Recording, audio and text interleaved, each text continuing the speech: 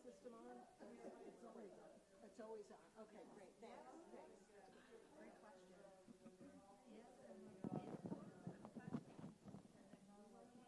Testing. Okay, we're live.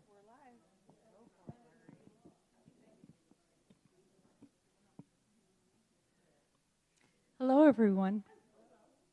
Thank you for coming this afternoon. I think we have an interesting talk. I guess partly because of our age, there's a lot of interest in health. And one of the most important aspects of health is infectious disease. And we have an expert in our community who's agreed to come and talk with us today, Dr. Doug McQueen. Dr. McQueen is an internist, and he's a specialist, board certified in infectious diseases. And he's been practicing in Ithaca for 13 years, so he knows the community well.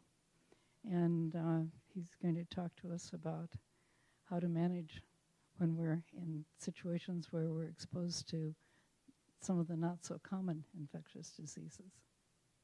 Thanks, Doug. Thanks, Marguerite. Thanks for having me. I did not bring a PowerPoint because I didn't want to spend the whole day with my back to you. If you do notice me turn my back to you, just say something, okay? Can you hear me okay on the microphone? So, as Dr. Uphoff said, I have been here for 13 years. I had been for 12 years at Cayuga Medical Center doing infectious diseases, and my wife and I have a practice out in Lansing by the Crossroads restaurant out that way, which is primarily primary care, but I'm doing outpatient infectious diseases there, and travel prep is part of that. And I saw a resident from Kendall there who needed a yellow fever vaccine a few weeks ago, so then I got in touch with the people at the health center here and asked if they needed any help with travel, and so that's kind of, then they roped me in. I made the mistake of volunteering. Then they got me here. That's right. So what I'll do is run through some of the vaccines and other preparation for international travel. If you have questions about that or other things related to vaccines, I'd be happy to talk more about that. Before I get started, any questions at this point? And anyone with any recent international travel in the room? What's that? Last couple of years? Where'd you go? Wow. Uh-huh. Mm-hmm. Oh, nice. Have we met? Did I torture you for an infection before? No. Oh, okay. All right. Oh, okay. Got it. You used to be at the morning sessions, right. So Europe, Colombia. Oh, great. Sounds nice. Wowzer. You better come see me. Canada counts. It's safer and cleaner than here, but it counts. Yeah.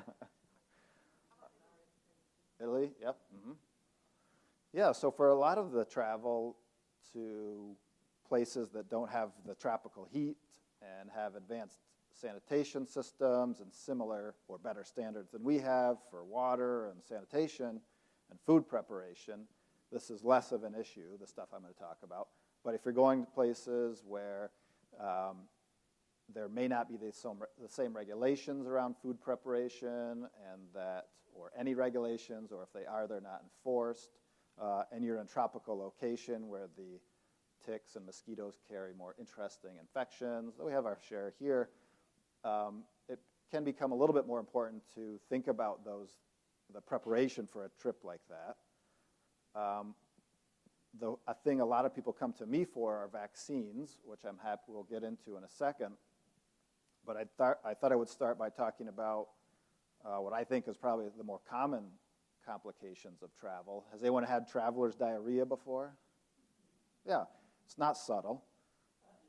You start out kind of, you're at the table having lunch or something like that, and you feel a gurgle in your stomach, and then before you know it, it's too late.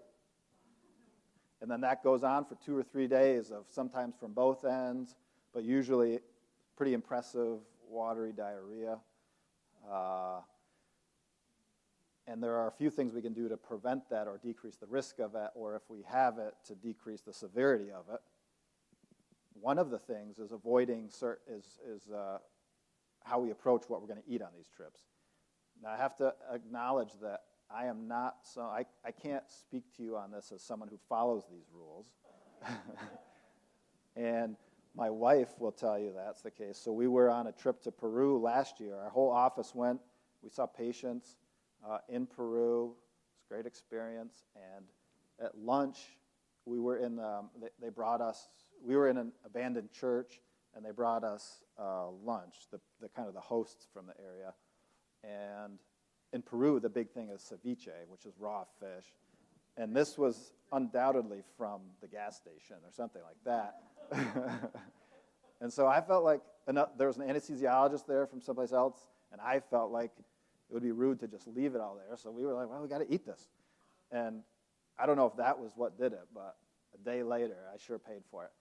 It went on and on. But if you can start out with all of your beverages being canned or bottled, or beverages that you've put through a water filter. So an option is they have these Life Straw water filters now that are pretty good. A lot of water bottle-sized filters that will remove bacteria, viruses, and protozoans from the water, and that you can use in your hotel room or wherever you're traveling to treat all the water. And that includes when you're brushing your teeth. That includes the ice cubes in the drinks. I also had the ice cubes. She didn't have the ceviche or the ice cubes, and she was fine. I'm still hearing about it. The other thing is that most of these foods that if they're cooked well, are going to take care of the issue for you. What we're talking about is that people in the process of preparing the food have, from when they were using the restroom, with or without toilet paper, not had the ability to wash their hands and then prepare food that you then eat. So you're going to get some of their gut flora in your dinner. So it would be better if that was cooked before you ate it. And so trying to focus on food that's cooked, vegetables that are cooked or steamed, not eating raw vegetables like salads, trying to stick to fruits that you can peel as opposed to someone else did it. Same goes for the street foods. A lot of people go to these locations for the purpose of experiencing the culture. You go to a lot of tropical locations, there will be food prepped on the streets there and sold there. And a lot of it is steaming super hot, and that's pretty reasonable. But if you're looking at something that's been sitting there for a day, or that's fruit or veggies, that kind of thing, you want to avoid those. And then on the prevention side, as far as medications go, there's actually a little bit of reasonable data that if you eat 2 tablets of Pepto-Bismol chew tablets 3 times a day, it decreases the chance that you're going to get traveler's diarrhea. That's a lot of Pepto to eat, and most people start off on the first day or so and forget about it. But what I recommend is bringing the Pepto-Bismol with you, the chew tablets, not the liquid, doesn't seem to have the same effect. And you can either use it preventatively, or if you start to get sick, then you start in on eating the Pepto.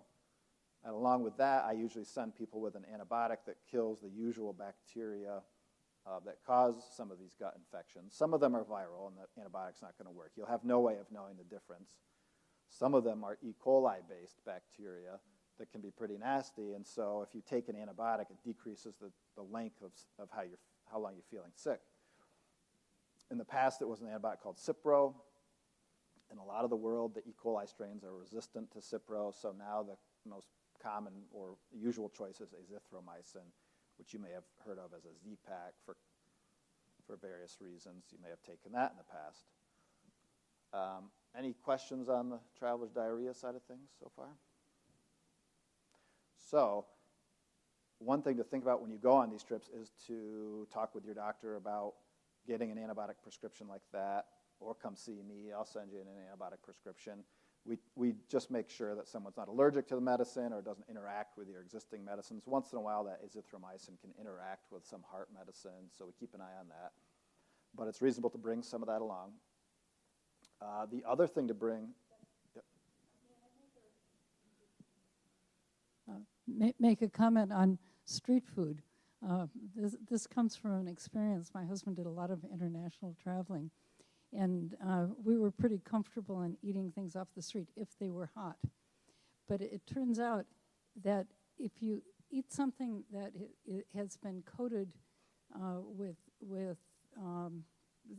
some kind of batter and deep fried, the temperature on the outside is very hot, but what's on the inside doesn't reach the same temperature. And we've had the experience of what happens when you do that. Right. Wasn't pretty, huh? So the other thing to bring along with you in case you get into this situation, whether it's traveler's diarrhea or just get dehydrated from being in a hot place where you're sweating a lot, is trying to stay hydrated there. And as you may know, water does not do much for us for hydration when we've been sweating. Because when we're sweating, we're losing water, but we're also losing electrolytes. And same for if we're having bad diarrhea. We're losing these electrolytes that help maintain our blood volume and our blood pressure.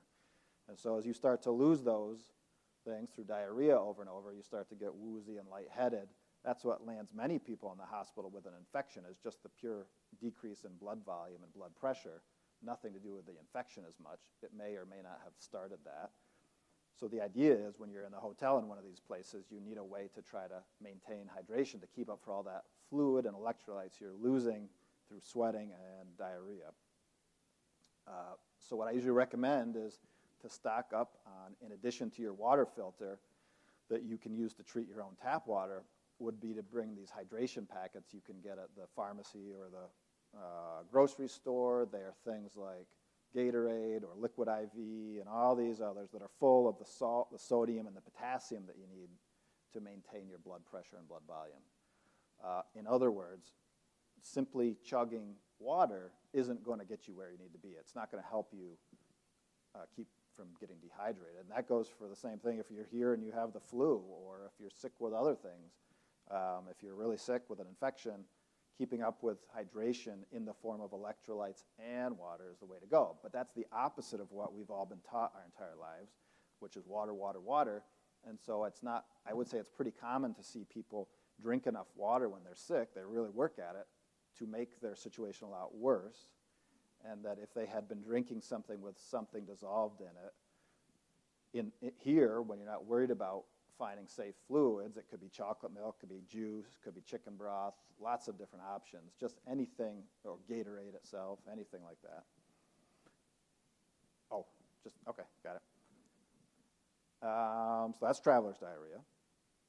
Another thing to think about is your existing medication prescriptions that you have here, to make sure you have a big enough supply of it to bring with you, to consider having 2 supplies, one in a carry-on, one in a checked bag.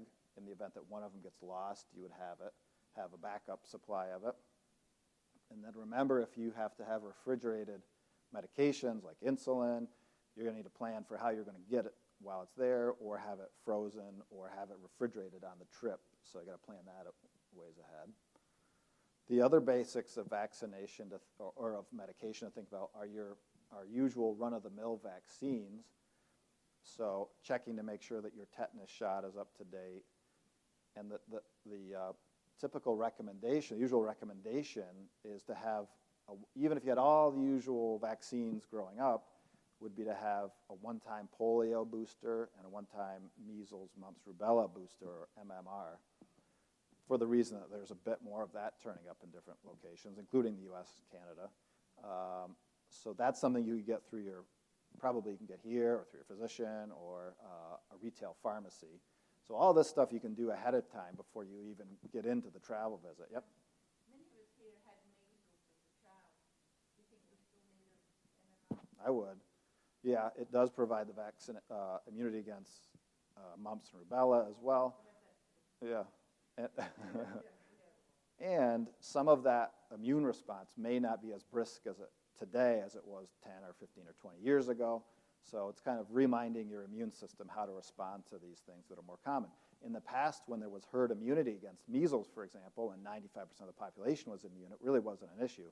But now that that number is getting lower and lower, and there's more and more people around with recent measles or who have measles, and if you become exposed to it, it does make sense to be protected, I would say.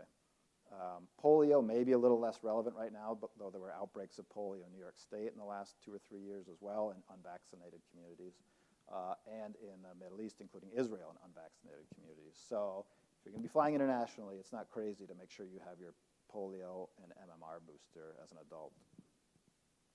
Tetanus, within the last 10 years, probably suffice. That's for injury that includes exposure to metal typically and can lead to a nasty infection.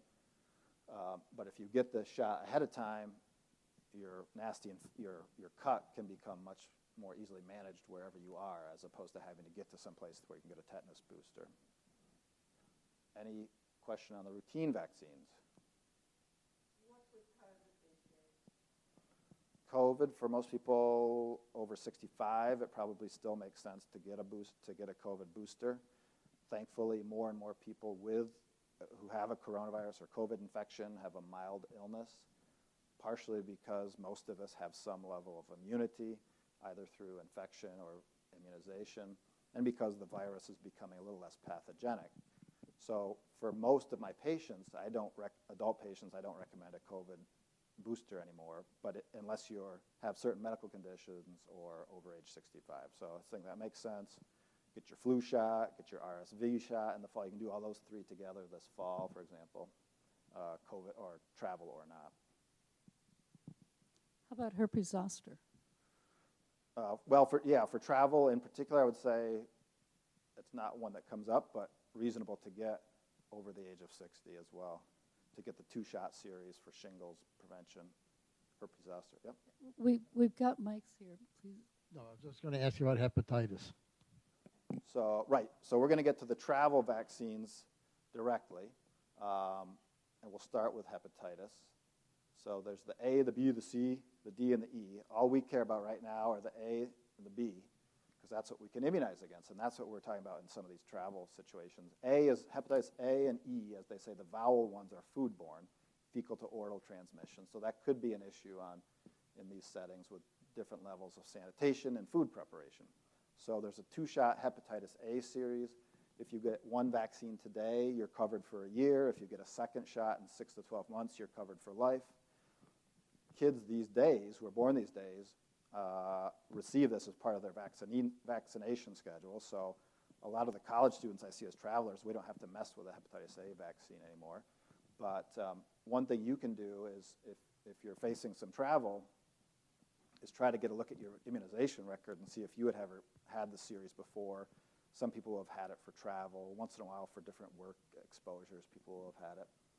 If you only had 1 shot, I usually recommend a second one. The alternative is to check a blood test to see if you make antibodies against hepatitis A, which is a reasonable marker for continuing immunity. Hepatitis B is a blood-borne infection, so we don't typically recommend that for travel. If you go to the CDC website, they still, as of today, it could change, but they still recommend the hepatitis B series for travel. That would be relevant if you needed a blood transfusion in another country, for example. So your risk is from sharing needles or blood exposure, including by transfusion. So for most of us, that's no more an issue on a trip than it is at home. So we don't typically recommend it. It's a 3-shot series, takes a few months to kick in, and so most people's travel, it's going to be too late anyway to get that completed. Hepatitis C, there's no vaccine. Hepatitis D and E, there are no vaccines either. Hepatitis C is also blood-borne. B, C, and D, the consonants are blood-borne hepatitis infections. I never heard of D and E. Well, at least since E is the most recent. It's the last letter in there. No, they're not, these gastroviruses, they're not creative about how they come up with the name. It's just the alphabet. Yeah, so D only exists in partnership with hepatitis B, so it's usually not much of a worry unless you already have hepatitis B. Hepatitis E is also foodborne. When I was in medical school in the early 2000s, it started getting a lot of press because it was discovered in women in India, particularly those who were pregnant, and it was leading to miscarriages and all sorts of bad outcomes during pregnancy. And it's been found in the U.S., it's been found in these large facilities where they do this industrial pork production, and in the pork that comes out of that, they've detected it in those situations. So it's in the U.S., it's foodborne, not very common, but becoming a little bit more common. So that's hepatitis. Before I forget this one, let me bring up Japanese encephalitis. We don't talk about it too much, it doesn't come up too often, but it's a mosquito-borne infection in Southeast and South Asia and East Asia. So from China and Korea all the way west to India. And it's mosquito-borne, as I mentioned. The times we think about it are in people who are spending a lot of time around rice paddies and trekking and outdoor exposure as opposed to hotels and beaches and that kind of thing. And the recommendation is if you're going to be in one of those locations for a month or more, to strongly consider having the Japanese encephalitis vaccine. It's a 2-shot series. It's a bit pricey. It's a rare infection. Most people probably have no symptoms when they have it, but when people get sick enough to get tested for it, it's because they have meningitis or encephalitis, their brain stops working because of this infection, they're unconscious, and most of those people will die who have the infection. So the idea is it's something to strongly consider if you're going to have a few weeks of exposure in those locations. Other vaccines to think about, the other mosquito-borne vaccination is for yellow fever. In the past, the CDC and the WHO said it should be given every 10 years to prevent this infection, which is carried by mosquitoes that are present in some parts of South America, some parts of Southern Africa and Western Africa. Mosquito-borne in those tropical, wet areas. And but the more recent recommendation over the last few years is a one-time vaccination is good for life. So many people will have had it for a trip 20 years ago, and we should assume that you're still covered. The reasons to have another vaccine are you lost your proof of vaccination and the country you're going to requires proof of vaccination, or it's a country that still is sticking by the every 10 years rule and uses that as a reason to get you to pay up at the border to get into the country if you don't have that yellow fever stamp within the last 10 years. The issue with the yellow fever vaccine are these extremely rare fatal reactions to the vaccine. It's a live vaccine, it's a live virus in the vaccine. And that virus can reactivate and rarely make people super sick and cause death. I haven't been involved with that, thankfully. It's a reported thing, and the recommendation is to prevent that, to not give it to people over the age of 65. I haven't followed that recommendation because I think it's way too, I think it's the risk, if you've chosen to go to a place where there's yellow fever, the risk of acquiring and dying from yellow fever is higher than the risk of complications from the vaccine. So usually I discuss it with people and kind of put it out that way and let them know that it would be my recommendation that if they're going to go there, they should have the vaccine. I will take a step back and say that with these vaccines, there's a whole menu, and people approach this menu different ways. Some people want none of it, and some people don't do any travel prep before a trip. That's fine. Most people do. Young, healthy people, no problems. Some will get very sick. A guy from Ithaca was in West Africa and came back with malaria this year and died of malaria.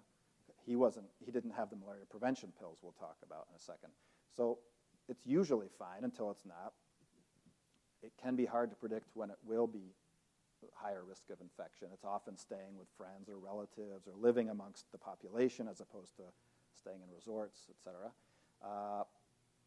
But people approach this different ways. And so at the start of the visit, I like to get a sense from people, and if they say, I want everything, then we'll give them everything. But some people are like, well, I don't really, all I'm here for are the malaria prevention pills. You can keep these vaccines and get out of my face.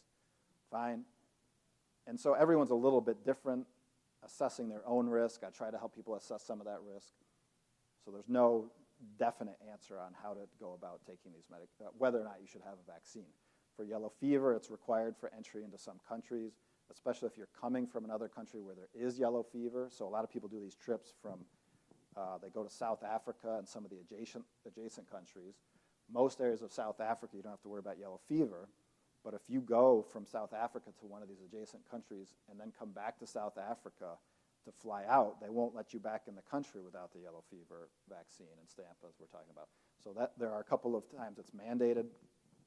The rest of the time, it's kind of personal choice. And so what if you didn't do a vaccine against mosquito-borne infections like yellow fever? The mosquitoes that carry yellow fever also carry dengue virus, Zika virus, and chikungunya virus. And so those are out. There's no vaccine, so preventing mosquito bites still makes a lot of sense. Long pants, long sleeves when you're able to. It's 110 degrees out, so that's not super comfy.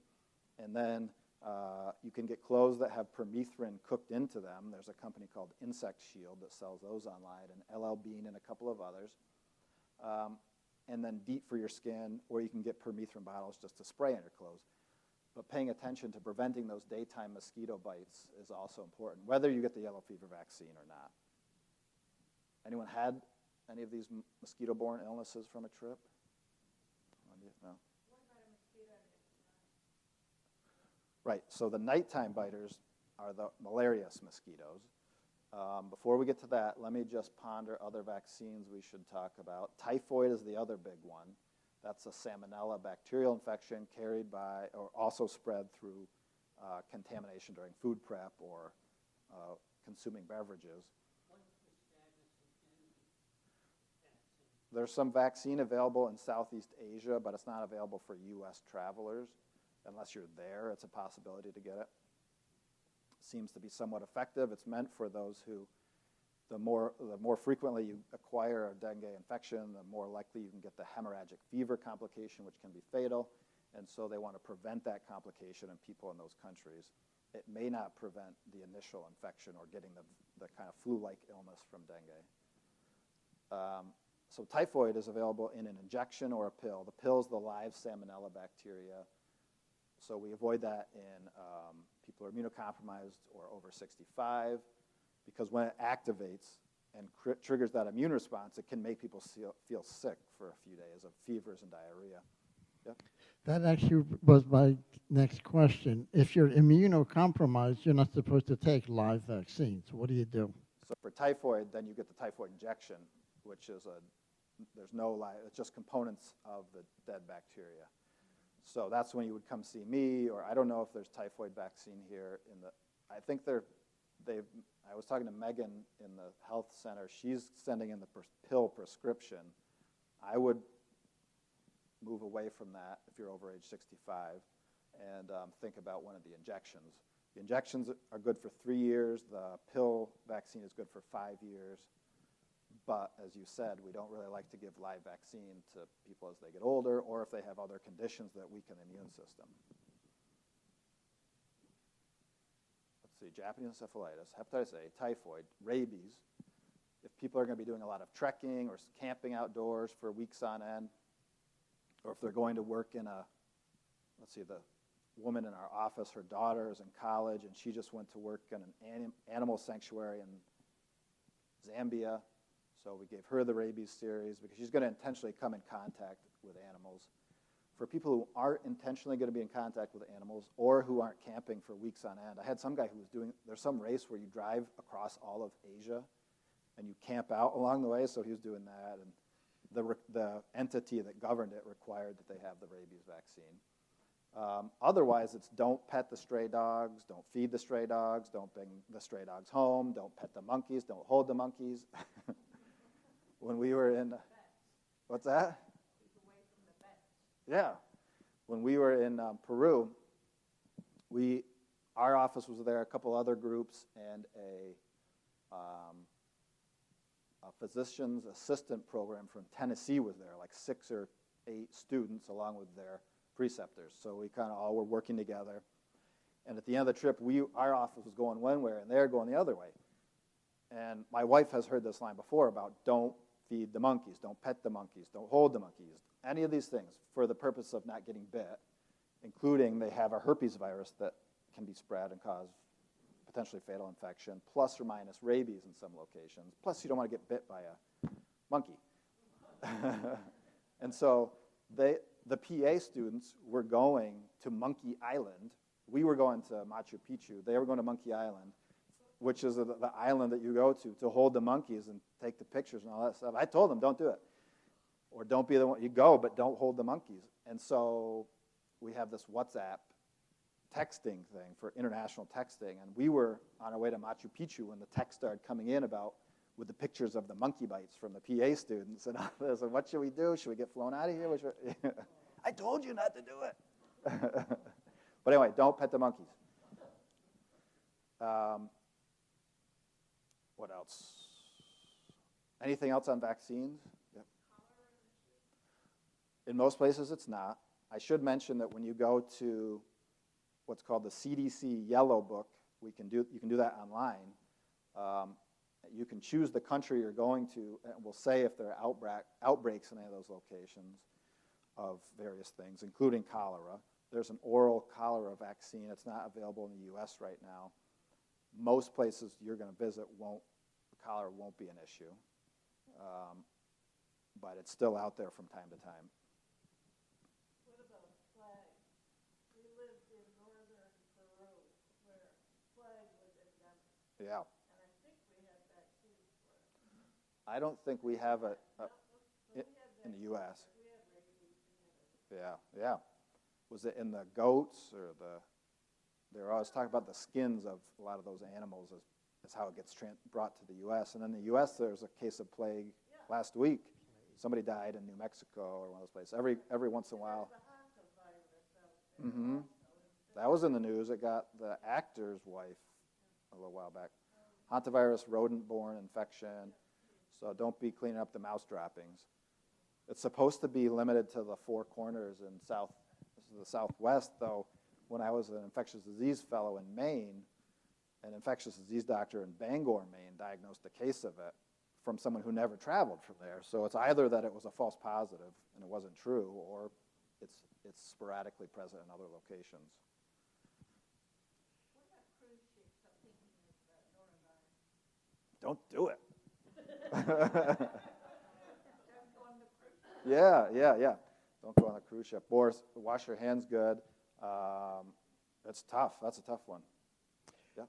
There are a whole bunch of nasty things, like, was it Marburg or something like that? And is there anything you can do about any of those things? Nope. So most of these that are cousins of Ebola, for example, are going to be in the forests of Central Africa. So if you're going there, you better be ready for insect bite prevention. That would maybe be in a research setting. Not a lot of tourists travel to those areas. But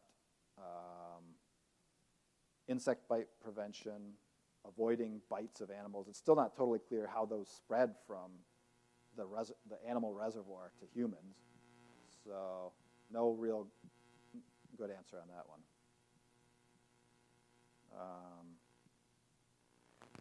Well, let's see. If there's other vaccines, I'll come to it. But then the other big topic that someone was mentioning was malaria prevention, the nighttime biting mosquitoes, or the dusk and dawn biting mosquitoes are those that carry malaria. There are different species of malaria. Falciparum malaria is the one's potentially fatal. It's more common in Africa, a couple areas in South America, but it's not. But then there are a number of other species that won't kill you. They make you wish you were dead for a few days, but they don't typically kill you if you get treatment in a timely manner. The general idea, though, is you don't want to go through that illness during or after a trip. And so to prevent malaria, there are excellent anti-malarial medications you can take each day as prophylaxis or prevention. The typical one's called Malarone. It's one pill once a day. You start at the day you leave here, each day on your trip, and then 7 days after you get back. The older medicines were mefloquine was once a week as its advantage. Its downside is it caused crazy psychedelic dreams. Some people like that, some people don't. The other one was doxycycline people would take for their trip. It can cause a nasty sun-related rash, so it's not great for that reason. And then you need to take it for 30 days after you come back. That was my most common cause of seeing a patient with malaria here, is someone would go to their family doctor and get the doxycycline, but not the 30-day tail. And so that those forms of the infection that were living in the liver soon after the bite would then over the next few weeks come out and get into the blood. And these antibiotics and antimalarials only kill the form of the organism in the blood. And so that reservoir of malaria in the liver was free to go haywire a couple weeks later. So that was my main source of excitement for malaria here. Yep.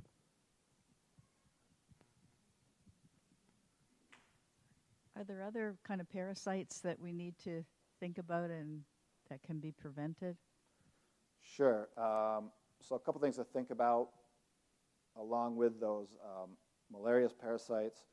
Some of the ticks in Africa and other countries carry parasitic infections or viral bacterial infections, so preventing those tick bites with the same stuff, DEET and permethrin, wearing long pants, long sleeves, especially on when people are going on these safaris in Africa. That's the classic story of getting this African tick bite fever. Some of the parasites, the gut-related parasites we think about, are less common in travelers, especially if you're in a place where you're going to be staying in a hotel. If you're going to be staying with in the travel business, they call it, in travel medicine, call it VFR, visiting friends and relatives. Those are the people who are more likely to get sick or who are staying with local people for a longer amount of time. You may have a better chance of getting into issues with gut parasites. But for most travelers, it's less of an issue. The other one to think about is scabies, a skin parasite. That's pretty common in a lot of developing countries where the hygiene is less of an issue. I would say that was one of our most common skin complaints we saw when we were in Peru was scabies, encrusted scabies, and there's really no system there for dealing with that. So if you get the itchy rash afterwards that just won't go away, there are creams and pills for that.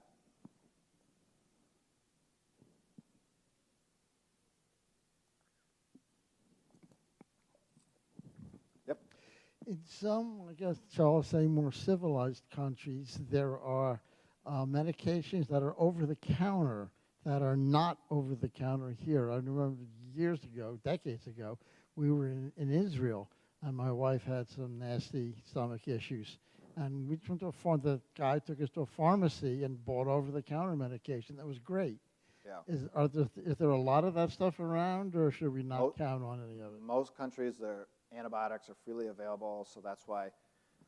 So there's the flip side of that is that drives antibiotic-resistant infections in most of these countries. So when people travel to India, even if they don't get sick while they're there, if you were to check the E. coli in their guts, they come back with E. coli that are super resistant to antibiotics. And over the course of a few weeks, that probably reverts back to our boring old E. coli here. I guess it would be hard to say. I'm not sure what the other types of medications would have been available there over the counter. But I'm sure a lot of countries, most things we give a prescription for here are widely available in pharmacies or in stores.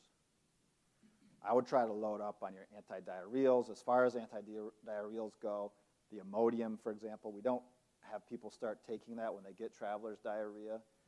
The reason being that it can lead to, it slows down gut motility, and these organisms produce toxins that are causing this diarrhea, and so theoretically, at least, we want to let the poison out, let you poop it out, as opposed to blocking it up inside of you.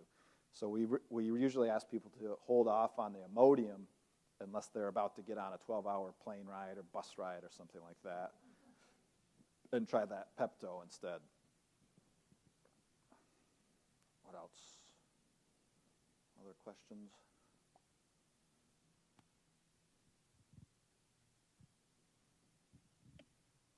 We lived in Asia for many years and I'm familiar with quite a number of the parasites you've already mentioned. And we were in Nepal when Cipro first came out. It was hopelessly overprescribed. I hear you say that it is no longer the drug of choice? For these E. coli infections that cause traveler's diarrhea, like you said, because of resistance to that antibiotic, it's no longer reliable. When it reaches 20 or 30% of the bacteria in a location being resistant, it doesn't make as much sense. When they're resistant to that antibiotic, we usually try to recommend an alternate antibiotic. And is there a newer hotshot antibiotic?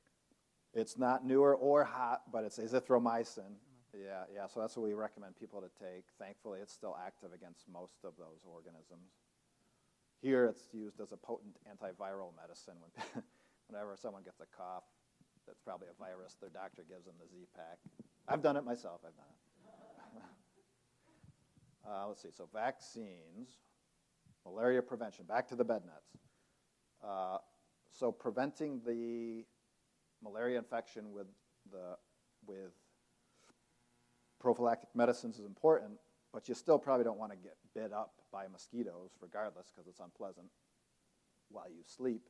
And so if you're going to be in a place that's open air, for example, these glamping trips, people do their camping out someplace, or if they have, you're staying in a hotel that doesn't have air conditioning and closed windows, you would want to think about a bed net to bring with you. For our Peru trip, while we were in the Amazon, it was about 100 degrees. We were in a tributary of the Amazon in this town. It was about 100 degrees and about 98% humidity.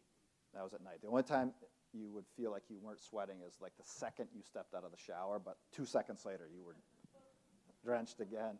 And our hotel, there was no air conditioning, and it was open air, like it was a 3 or 4 story hotel, and there was a lobby in the middle that was open air, and so it was all mosquitoes everywhere in there. But the good thing is we brought a bed net. The bad thing was it only really fit one person. And so my wife was in the bed net. I had my head in the bed net, and the rest of my body was out getting fed on all night.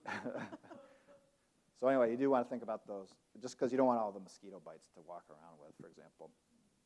In those tropical type locations, a lot of people with sensitive skin may get rashes, that sort of thing. So it's not crazy to think about bringing some hydrocortisone cream for that sort of thing, including for insect bites to slap on there, just to make it a little less annoying. Many of those bites, tick and mosquito bites, tick especially, some people have a pretty severe, painful reaction to, including here. I have that happen here, that if I get a tick bite, I know about it within a couple of hours, which is nice, because then I'll remove the tick because I know it's there. But it's painful for 3 or 4 days, so I just put an anti-inflammatory ointment on it and it takes the edge off a little bit. Side note, there are a couple of vaccines against the tick bite that it would trigger that same response in people that are moving along and being evaluated in the U.S. The idea being that if you had a tick on you, you would feel this kind of painful, itchy reaction and get the tick off sooner, so you would have less risk of having an infection transmitted to you. What else? Other medication questions? Yeah. Not a medication question, but what about management of trauma that may be prone to infection, like cuts and scrapes and so on? So it's not a bad idea in your first aid type kit to have some basics for first aid. And that includes that water bottle with the filter that I was talking about. That can be a good source of cleaner water for those cuts. And then we don't typically send antibiotics for people with soft tissue injuries for those types of trips. I guess I would say mostly because it hasn't tended to come up that often. But that is a consideration, and then trying to seek health care in those areas if the thing is starting to look infected or draining pus or getting red or painful, or if there's something stuck inside of an injury. Yeah. This is slightly off topic, but with climate change and mosquitoes and ticks moving up, we have to reconsider what vaccines are recommended for people who live in the USA and not traveling. Well, one thing I would say along those lines is that malaria was considered to be a disease in the tropics of 6,000 feet or less usually, but because of warming climates, it's found at higher elevations now, for example. So there's a thing where in the past someone may not have thought about taking malaria prevention when they went on those trips, but we would think more about that now. In the U.S., vaccine-wise, I don't think there are a lot of vaccines available for most of the things we're talking about, and so as far as being tick or more mosquito-borne in the U.S., so what it comes down to is trying to avoid those interactions with the tick or the mosquito in the first place. For ticks, it's a lot of the stuff I was mentioning. And so when I'm outdoors here, I have used these insect shield pants, because if I'm out working outside, cutting the grass or cutting some brush in the woods or these sorts of things, I'll wear the insect shield pants at least, because most of these deer ticks are on some vegetation down low. You walk by and they brush off on you. And permethrin not only repels ticks, but it kills ticks. So it's a good one to go for around here. And then a tick check afterwards is a good idea if you can have somebody else look you over. They do like to go to the back of the neck, behind the ears, and between the cheeks, all these different places. So But the best thing to do is to try to keep them off you in the first place. For our kids, we put wood chips down under the swing set because these deer ticks are super delicate. They don't like to get dehydrated by dry conditions, by wind or direct sun.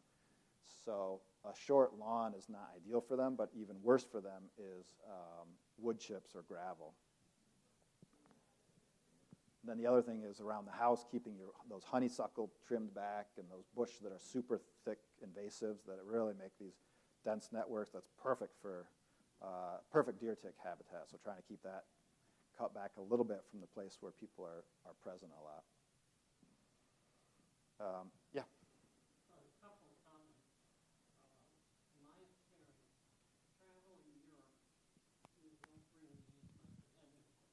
Right. But whether you're going to second or especially third world countries, the requirements rise precipitously. And so a few things from my experience are water, bottled water. It's much safer to have carbonated bottled water than uncarbonated because there have been several studies showing that bottled uncarbonated water can be coming right out of a local tap and is unsafe. The alternatives to carbonated water are boiled water, tea. I've never had more beer in my life than traveling in places like India. You got to do what you got to do. Or or in China or places of that sort. Yep. Even in the major cities. There are additional risks if you're going to parts of Southeast Asia and North Africa, Egypt, Iraq, those places, from fleas and flies that you have to be aware of, and bodies of water, swamps, rice paddies. I remember a colleague of mine wanting to go out and experience planting rice in rice paddies. That's an invitation for schistosomiasis, which is also no fun. And I've personally seen cases of all of these things here in Ithaca. And when I was working, I would see an average of a half a dozen new cases of malaria a year, and be aware of occasional ones in surrounding counties, most of them misdiagnosed. And one case down in Binghamton fatal from being misdiagnosed. Mm-hmm. So in this community, there's a tremendous amount of international travel between the students, the faculty, the visitors, and people like you and myself who are locals, but we travel. Right. That's the setup for, so come see me in my office and I'll help keep you safe on those trips. No, for sure. Thankfully now, less malaria with these prophylactic medications, but not a bad idea to meet up with somebody who spends a lot of time working and thinking about these travel-related issues before a trip. Or if you get sick after a trip, be happy to meet up with you. Any other questions? Non-travel related questions?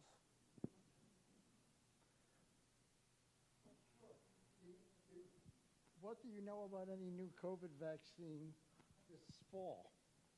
Apparently there's a new booster in the pipeline for this fall. Everything is in question now about how vaccines will be distributed.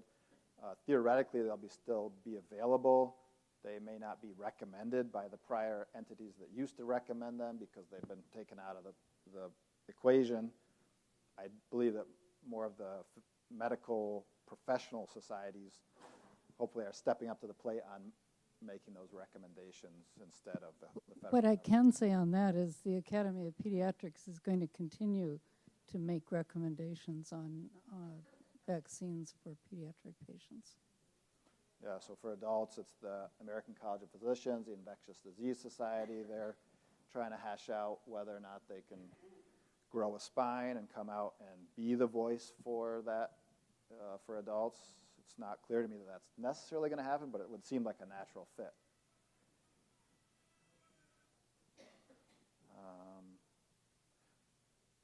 Let's see. Anything else? Any other questions on travel? Vaccines? Yeah. Mm-hmm. If you're traveling within the country to places that you're not familiar with, Mm-hmm. what kinds of things should you do for precautions then? I mean, people don't think about that usually. Sure. So especially if you're heading to warmer climates, you can get into issues with other infections or risks. The things I always think about when we head to more southern climates is it's a different culture. The rules and laws are different or enforced differently, and so becoming familiar with some of those before you get there is not the worst idea. Having ways to be sure you have your medications with you, the ability to, and it's probably a good idea just to make sure all your routine vaccinations are up to date. Some of these things, some of these infections like dengue have been found in South Florida and South Texas over the years. It's probably true that, again, with climate changes, those infections become more common the farther north you go. The Aedes aegypti mosquito is the mosquito in the tropics that's spreading these infections. Here we have Aedes albopictus, the Asian tiger mosquito, that was spread by recycled tires across the highway network of the U.S. and then out from there in the water in these tires meant to be recycled.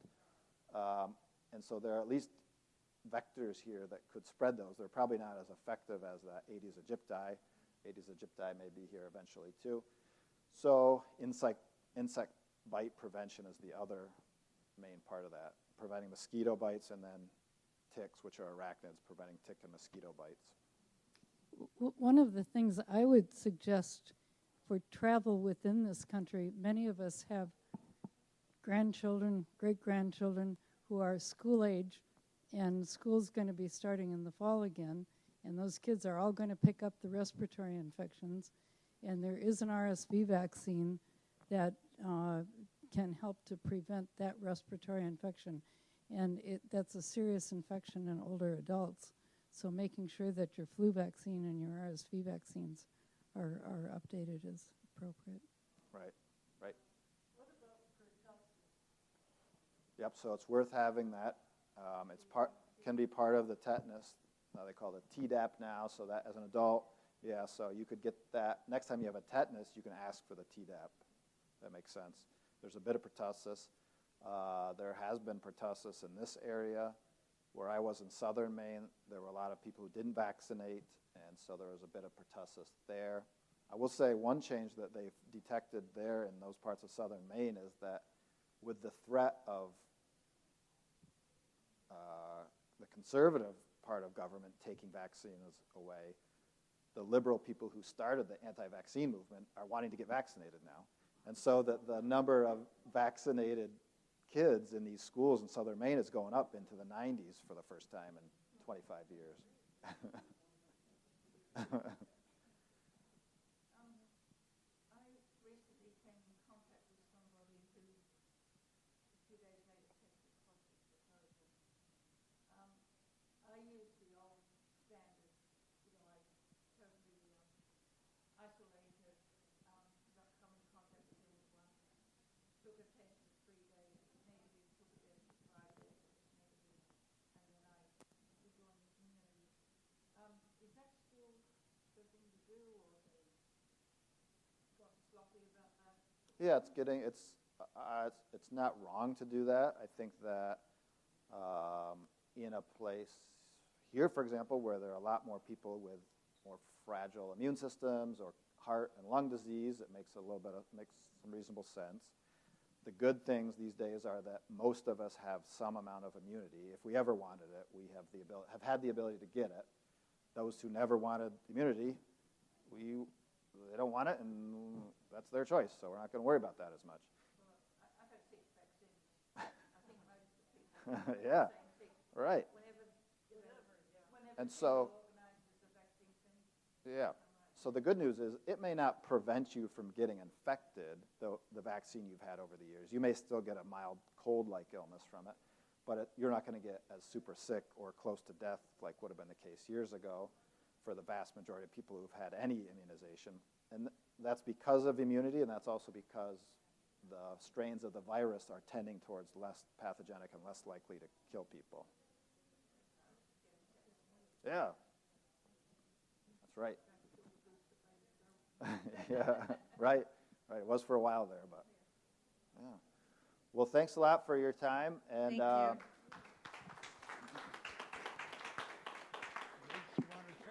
And if you have any travel plans coming up, look me up. We're out on Trip Hammer Road.